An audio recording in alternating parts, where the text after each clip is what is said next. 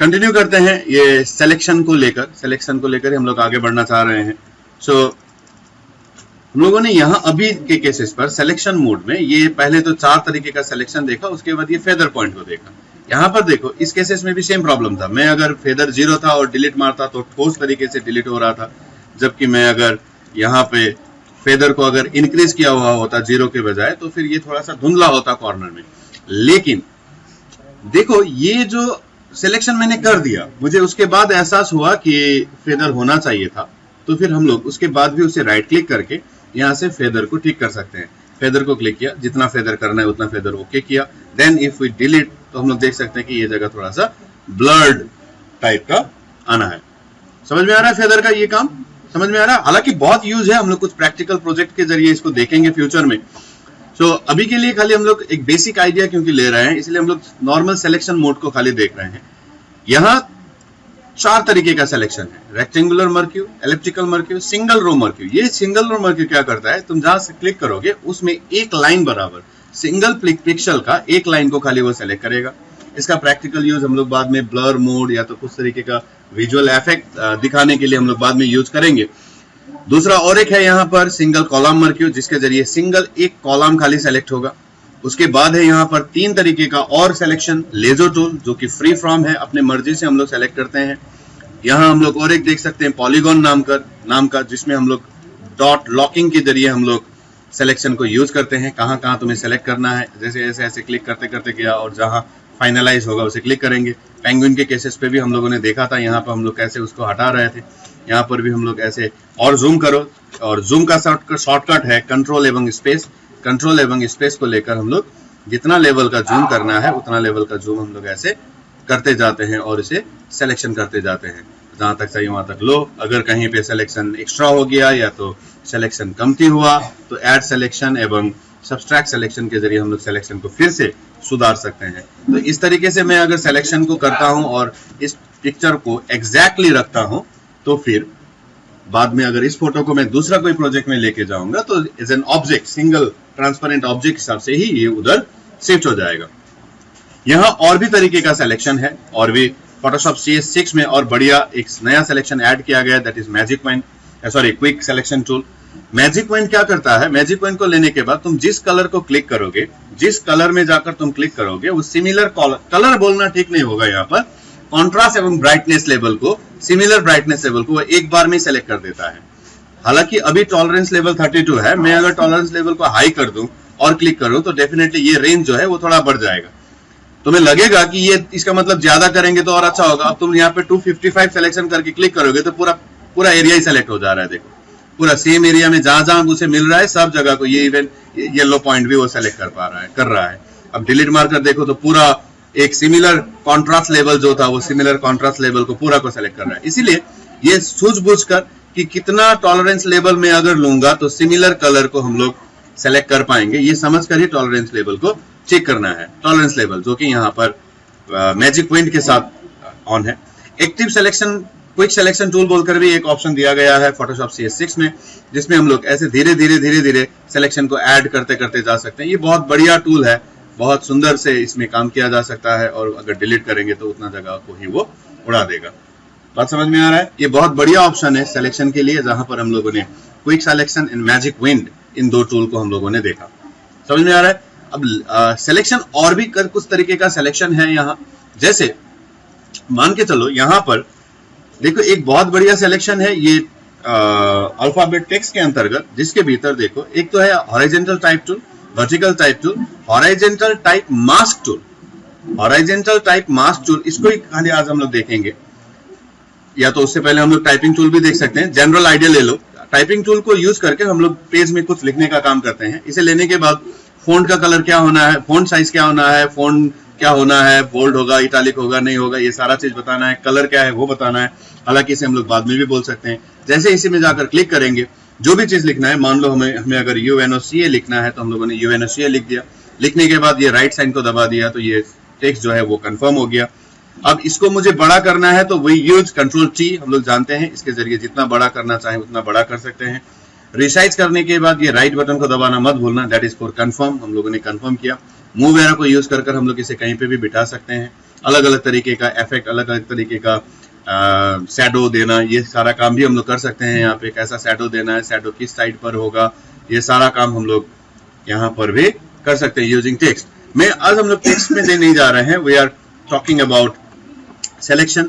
तो यहाँ text selection के बारे में भी बात है। टेक्स्ट सिलेक्शन तुम जहां क्लिक करोगे, देखो इस जगह पर एक मर्क्यू होने से येलोइश इस तरीके का पेन आएगा।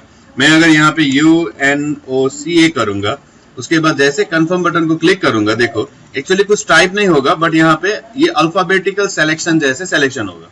अब ये सिलेक्शन में तुम क्या कलर डालना चाहते हो वो तुम्हारा मर्जी है ना। इस जगह पर मैं अगर अल्ट बैकस्पेस करता हूं तो फिर फोरग्राउंड का जो कलर है वो आएगा इसमें। अब यहाँ पे ये काम तो हम लोग सिंपली टेक्स्ट को लेकर भी कर सकते थे। मैं रेड को यूज करके टाइपिंग टूल के जरिए भी मैं यहाँ पे UNOCA लिखता, तब भी तो ये काम हो जाता है ना। तो फिर मर्क्यू सिलेक्शन करने का दरकार ही नहीं था। लेकिन सिलेक्शन जब मर्क्यू होता है ना, इस तरीके का मर्क्यू सिलेक्शन के केसेस पे हम लोग यहाँ सिर्फ इस जगह पर सिर्फ सॉलिड कलर डाल सकते हैं, ऐसा नहीं है। हम लोग यहाँ पर कोई ग्रेडियंट टाइप का कलर भी डाल सकते हैं। और ये ग्रेडियंट टाइप का कलर डालने के लिए हम लोग पहले तो तुम्हें तय करना है, ग्रेडियंट मतलब दो कलर का सेट, दो कलर का, शुरू में ये कलर होगा, लास्ट में ये कलर होगा, बीच में बाकी कलर भी हो सकता है। लेकिन पहले तुम्हें शुरू का एवं लास्ट का कलर को चुनना है। जैसे मैं यहाँ पे शुरू का कलर के लिए मैं ऐसा कोई कलर चुन रहा हूँ, ऑरेंज टाइप का कोई कलर चुन रहा हूँ। अंत के लिए मैंने कहा कि यहाँ पर मैं ग्रीन टाइप का कोई कलर चुनूंगा, मान के चलो इतना डार्क ग्रीन मैंने चुना। इस वक्त देखो जैसे मैंने यहाँ पे फोरग्राउंड एवं बैकग्राउंड को चेंज किया, ये ग्रेडियंट ऑप्शन में पहला ऑप्शन है ग्रेडियंट, जो कि ये फील के अंतर्गत है। यहाँ पे ध्यान रखना, ये हो सकता है पेंट बकेट पहले ऑन है, तुम्हें ग्रेडियंट टूल नहीं मिले। इसे क्लिक कर तुम जब यहाँ पे ग्रेडियंट टूल को क्लिक करोगे तो यहाँ पहला जो ऑप्शन है वो पहला ऑप्शन तुम्हारा चुना हुआ ग्रेडियंट ही होगा। समझ में आ रहा है? इस वक्त तुम अगर यहाँ पेज में पकड़ के किसी को टानते हो, पेज एरिया में पकड़कर अगर इसे टाना जाएगा, पेज एरिया में पकड़कर मैं अगर इसे टानूंगा तो फिर यही ग्रेडियंट है, सैड यहाँ पे बढ़ेगा। फेदर था इसलिए ये थोड़ा सा कॉर्नर जो है वो ब्लर्ड हो गया। लेकिन मैं चाहता हूं कि बीच में व्हाइट भी हो, लेकिन यहाँ दो ही colour, first colour and last colour को चुनने का ऑप्शन था।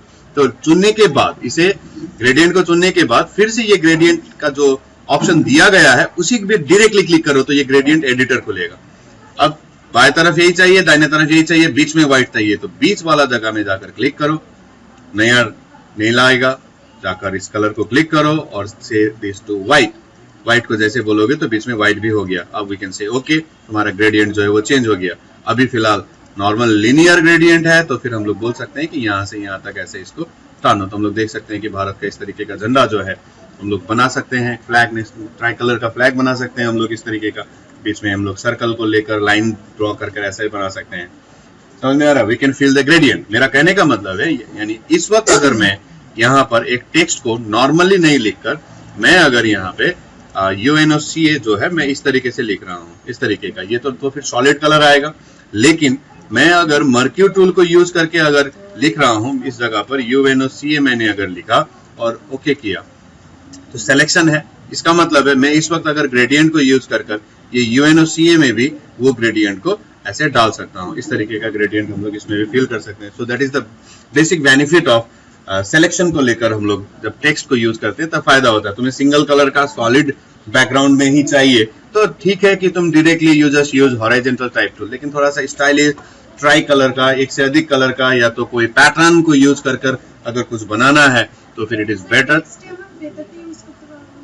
হ্যাঁ কেন পারবো না, এটা তো হয়ে গেছে তাই না। এবার এখনো তো আমরা সিলেকশনে গিয়ে ক্লিক করে নিয়ে এটাকে রাইট ক্লিক করে নিয়ে ফেদার চেঞ্জ করতেই পারবো, তাই না। বেশি ফেদার করলে বুঝবি না, पांचों करा जाते ना। एक अल्फाबेट को लेकर कर रहे हैं तो फिर और ज्यादा समझ में आएगा। यहाँ एक बात मैं बोल दूं, देखो कि काम करना है तो नया में ही करना है। अब जब तुम सिलेक्शन को लेकर काम कर लो, मान लो यू लिख कर रहे हो, तो जैसे यू लिखोगे, अब जैसे कंफर्म बटन को दबाओगे क्या हो जाएगा, ये कंफर्म हो जाएगा। कंफर्म होने के बाद उसका साइज को बढ़ाना थोड़ा सा डिफिकल्ट होता है, इसीलिए लिखने के दौरान ही कीबोर्ड से कंट्रोल को दबाओ। तो लिखने के दौरान ही कीबोर्ड से कंट्रोल दबाओगे तो ये रिसाइज टूल आ जाएगा। तो जितना बड़ा रिसाइज करना है उतना रिसाइज किया, एंड जैसे ओके करोगे तो ये सिलेक्शन में कन्वर्ट हो गया। अब सिलेक्शन में कन्वर्ट हो गया तो सिलेक्शन टूल को क्लिक करके राइट क्लिक करके हम लोग फेदर में जा सकते हैं। ज्यादा मैं 5 फेदर को दे रहा हूं अभी। 5 फेदर होने के बाद मैं यहाँ पर जो कलर को डालूंगा वो थोड़ा सा धुंधला टाइप का होगा। और भी फेदर को मैं बढ़ा सकता था, यहाँ पे फेदर और भी इंक्रीज कर सकता था। लेकिन तुम्हें ध्यान में रखना है ये बात कि यहाँ जब तुम टाइप कर रहे हो, पहले टाइप तो कर रहे हो मास्किंग टूल से, यहां से टाइप कर रहे हो, यहां से तुमने यू लिखा, अब जैसे कंफर्म बटन को क्लिक करोगे तो फिर ये तो कंफर्म हो जाएगा, लेकिन मुझे तो थोड़ा बड़ा चाहिए, तो उसी वक्त कीबोर्ड से कंट्रोल दबाओ और इसे जितना बड़ा करना चाहते हो उतना बड़ा ले जाओ इसे, है ना। अब कंफर्म करो तो ये मर्क्यू में कन्वर्ट होगा। अब इस वक्त यहाँ राइट क्लिक नहीं करना है, इस वक्त राइट क्लिक करोगे तो फेदर का ऑप्शन नहीं आएगा, क्योंकि टूल्स तो मर्क्यू टेक्स्ट है। तुम्हें पहले कोई भी एक सिलेक्शन में जाना होगा, उसके बाद उसके भीतर जाकर राइट क्लिक करके उसके बाद तुम्हें फेदर को चेंज करना होगा। ये थोड़ा सा केयरफुली समझ लो। जैसे हम लोगों ने इससे पहले कस्टम टूल के जरिए हम लोग जब काम कर रहे थे, कस्टम टूल को क्लिक किया गया था, यहां से हम लोग पाथ ले रहे थे, यहां से जो शेप तुम्हें लेना था वो शेप हम लोग लेके ऐसे यहाँ पे पाथ बना रहे थे।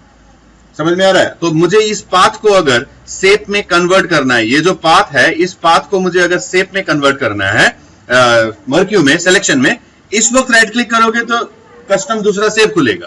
तुम अगर दूसरा पाथ सिलेक्शन टूल को क्लिक करके अब राइट क्लिक करोगे तो यहाँ पे मेक सिलेक्शन का ऑप्शन आएगा, इसे क्लिक करोगे तो ये सिलेक्शन में कन्वर्ट होगा। ओके बोल दिया। अब इस सिलेक्शन को लेकर तुम क्या करना चाहते हो, तुम अगर यहाँ पे ग्रेडियंट पास करना चाहते हो या तो यहाँ पे कोई सॉलिड कलर पास करना चाहते हो, ये तुम्हारा मर्जी है। मैं पहले यहाँ पे अगर बोलूं कि नहीं मुझे स्ट्रोक खाली पास करना है, ब्लैक कलर का स्ट्रोक पास करना है, मान लो मैं खाली स्ट्रोक बोल रहा हूं और मैंने इसे इनसाइड बोलकर इसे मैंने ओके कर दिया, तो यहाँ पर ये इसी तरीके का आएगा, ये शेप बन गया है। अब तुम यहाँ पर मैजिक पॉइंट को भी यूज कर सकते हो, यूज कर तुम भीतर को क्लिक करोगे तो ये भीतर का जो कलर है वो जगह सेलेक्ट हुआ। इस जगह में तुम्हें दूसरा कोई कलर डालना है तो तुम दूसरा कलर डाल सकते हो। मान के चलो यहाँ पे मैंने अगर कंट्रोल बैक स्पेस किया तो यहाँ पे भीतर का ये कलर आ गया, आउटलाइन भी इसमें है और यहाँ पे इवन हम लोग यहाँ पर कोई ट्राई कलर भी डाल सकते थे या तो ग्रेडियंट कलर भी डाल सकते थे। यानी सिलेक्शन फोटोशॉप का एक बहुत इंपॉर्टेंट पार्ट है। तुम एग्जैक्ट ऑब्जेक्ट को या तो जो बनाना चाह रहे हो उसे अगर एग्जैक्टली सेलेक्ट करते हो, अगर तुम नॉर्मली अगर पॉलीगॉन को यूज कर अगर मैं यहाँ पे बोलता कि मैं इस तरीके से ऐसे अगर चुनता, ऐसे अगर चुन के ए बना पाता तब भी तो मेरा काम हो जाता। सिलेक्शन ऐसे भी तो कर सकते थे हम लोग। बात समझ में आ रहा है मैं क्या बोलना चाह रहा हूं? ऐसे भी तो हम लोग सिलेक्शन कर सकते थे। इस तरीके का सिलेक्शन ए हो गया, बीच में से काट देना है तो हम लोग सब्सट्रैक्ट सिलेक्शन को क्लिक कर बोल सकते हैं ना कि यहाँ से इतना एरिया जो है इसको यहाँ से हटा दो, इतना एरिया को हटा दो, तो ये ए का शेप ही हो गया। इसके बाद तुम अगर यहाँ पे कलर डालना चाहते हो तब भी डाल सकते हो। लेकिन ये काम करने के लिए मुझे इतना खटनी करने का दरकार नहीं है, हम लोग सीधा टेक्स्ट को लेकर ही काम कर सकते हैं। इनफैक्ट और भी मजेदार तरीका है, जैसे मान लो हम लोग यहाँ पे सीधा पहले नॉर्मल टेक्स्ट में ही लिखा, मैंने नॉर्मल टेक्स्ट कोई भी कलर का लिया, मान लो यहाँ पर मैंने कहा UNO ऐसे लिखा, नॉर्मल टेक्स्ट है ये। मैंने फोन को चेंज कर मान लो इम्पैक्ट फोन बोल रहा हूँ, थोड़ा मोटा फोन है ये, कंट्रोल T कर मैंने इसे बड़ा किया, जितना बड़ा मैं इसे करना चाहता था, जितना बड़ा मैं इसे करना चाहता था उतना बड़ा मैंने इसे मान लो किया ऐसे, इतना बड़ा मुझे करना है तो इतना बड़ा मैंने किया इसको। लेकिन ये तो नॉर्मल टेक्स्ट है, लेकिन मुझे इसमें ग्रेडियंट चाहिए। अगर इसमें ग्रेडियंट चाहिए तो बहुत सारा तरीका है। एक तो है इस ये UNO का जो बाएं तरफ जो थंबनेल है, उस थंबनेल में कंट्रोल दबा के क्लिक करोगे तो ये लेयर में जो ऑब्जेक्ट है वो ऑब्जेक्ट सेलेक्ट हो जाता है। मैंने आई को बंद करके टेक्स्ट को ऑफ किया, नया लेयर को ऐड किया, यानी इस वक्त ये सिलेक्शन कहाँ है, यहाँ पे है। यहाँ पर तुम ग्रेडियंट कलर को यूज करो या तो कोई पैटर्न को यूज करो, कोई प्रॉब्लम नहीं है। मैंने एज अ सैंपल खाली मैंने क्या किया था, UNO को लिखा था, बड़ा छोटा सारा काम कर सकते हैं।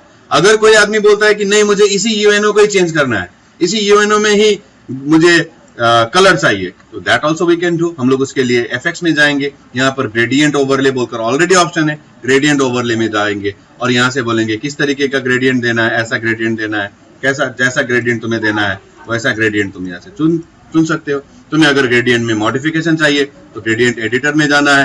शुरू का कलर को मैं मान लो यहाँ से बोल रहा हूँ इस तरीके का ब्लूइश कोई कलर दे रहा हूँ, लास्ट वाला को भी जो है मैं यहाँ पे भी कोई ब्लूइश कलर दे रहा हूँ। ये हम लोगों का मर्जी होता है कि हम लोग इसे कैसे चेंज करना चाहें। बीच का जो कलर है इसे मैं कह रहा हूँ कि यहाँ पे थोड़ा व्हाइट कलर दे दे, ऐसा टाइप का कोई कलर दे दे, एंड देन ये फिश ओके, तो यहाँ पर उसी तरीके का ग्रेडियंट आएगा। करने का बहुत सारा तरीका है, लेकिन बात आता है कि तुमको किस वक्त कौन सा तरीका सबसे इफेक्टिव लग रहा है, कौन सा तरीका में काम करना सबसे इंपॉर्टेंट हो रहा है, ये तुम्हारे लिए इंपॉर्टेंट है। बात समझ में आ रहा है? नॉर्मली टेक्स्ट को लेकर काम करना, ये काम हम लोग अब जानते हैं। अब ये अगर सिलेक्शन मोड में अगर है, मान लो ये सिलेक्शन है, तो इसका और एक फायदा है कि हम लोग दूसरा कोई फोटो से भी, दूसरा कोई मान लो यहां से भी हम लोग इसके ऊपर कुछ पैटर्न डाल सकते हैं, इसके ऊपर नया कोई पैटर्न डालने का क्लास कर सकते हैं। हम लोग इस पैटर्न के बारे में नेक्स्ट क्लास में बात करेंगे। तो सिंपली अभी selection, gradient, add selection, subtract selection, feather, इन सबको लेकर अभी फिलहाल काम करना है।